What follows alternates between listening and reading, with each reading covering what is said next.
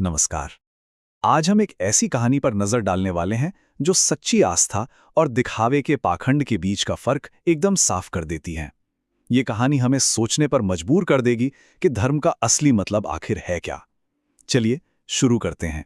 कहानी की शुरुआत ही होती है इस झकझोर देने वाले सवाल से। सोचिए, एक तरफ इंसान भूख से मर रहा है और दूसरी तरफ मंदिर में 56 भोग लगे हैं।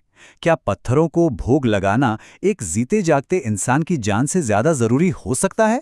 तो चलिए कहानी के अंदर चलते हैं। जेठ की तपती हुई दोपहरी है और एक 80 साल के बुजुर्ग हैं माधव, जो भूख से एकदम बेहाल होकर खाने की तलाश में निकले हैं। लेकिन उनकी ये तलाश उन्हें इंसानियत की कुछ बहुत कड़वी सच्चाइयों से मिलवाने वाली है। माधव की पहली उम्मीद टूटती है एक हलवाई की दुकान पे। वहां एक अमीर आदमी भगवान के भोग के लिए महंगी से महंगी मिठाई खरीद रहा है, और वहीं माधव को कढ़ाई में लगी जली हुई खुरचन के लिए भी दुत्कार दिया जाता है। और देखिए विडंबना ये कि दुकानदार अपने कुत्ते को बड़े प्यार से खिला रहा है।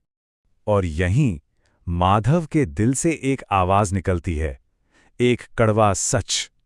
ये दिखाता है कि उस समाज में एक जानवर की वफादारी को एक भूखे इंसान की जरूरत से ज्यादा तवज्जो दी जा रही थी।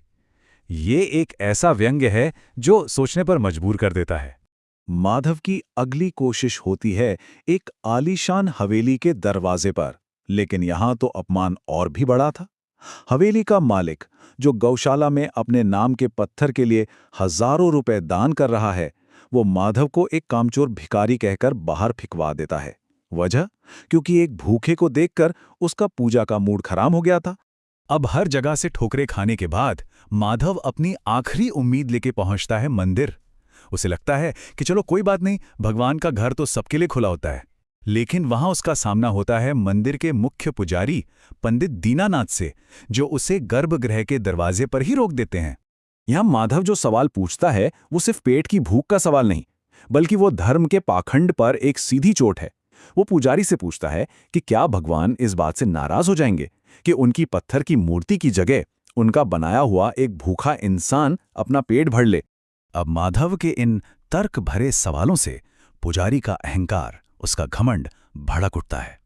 वो माधव को धर्म सिखाने वाला पापी कहता है और अपने सेवकों को हुक्म देता है कि इसे घसीटकर मंदिर की सीढ़ियों से नीचे फेंक दो। ये पाखंड की हद थी। आप सोचिए, समाज से पूरी तरह टूट चुका माधव जंगल की तरफ चल पड़ता है।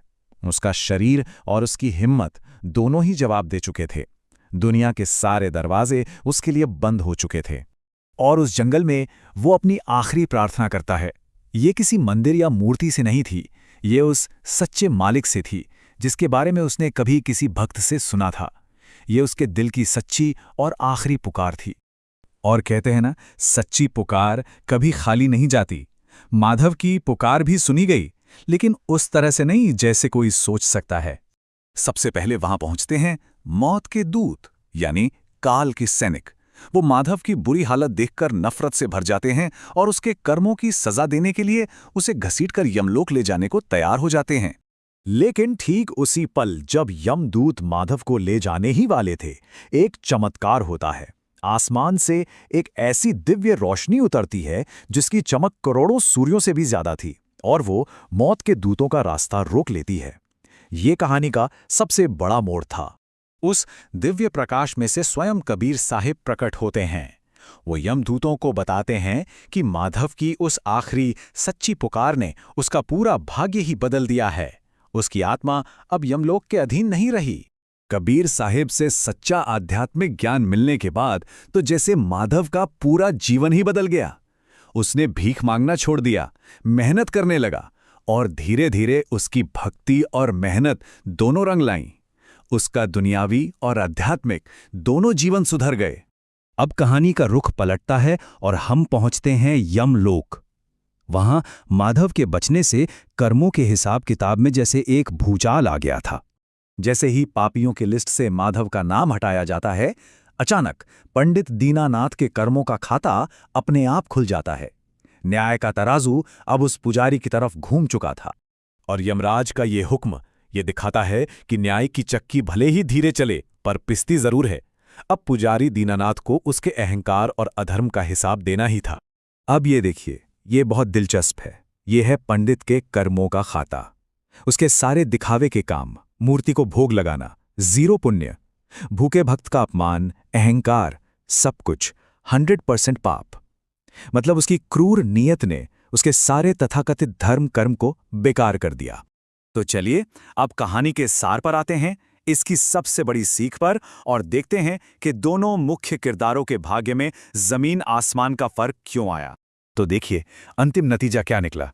एक तरफ माधव, जिसे सच्ची भक्ति ने बचा लिया और उसे सुख शांति मिली, और दूसरी तरफ पुजारी, जिसे अपने खोखले कर्मकांडों और क्रूरता की वजह से 1,00,000 साल की नरक की पीड़ा मिली। और कबीर साहब का ये कथन पूरी कहानी के सार को एक लाइन में बता देता है कि एक सच्चे आध्यात्मिक मार्गदर्शक के बिना सारी भक्ति और पूजा पाठ दिशाहीन और बेकार हो सकती है। और इसी एक अहम सवाल के साथ हम इस कहानी को यहीं छोड़ते हैं। ये हमें इस शक्तिशाली दृष्टांत से मिलने वाले अंतिम सबक पर सोचने के लिए मजबूर करता है। इसका सही जवाब क्या हो सकते हैं, इस पर जरूर सोचिएगा।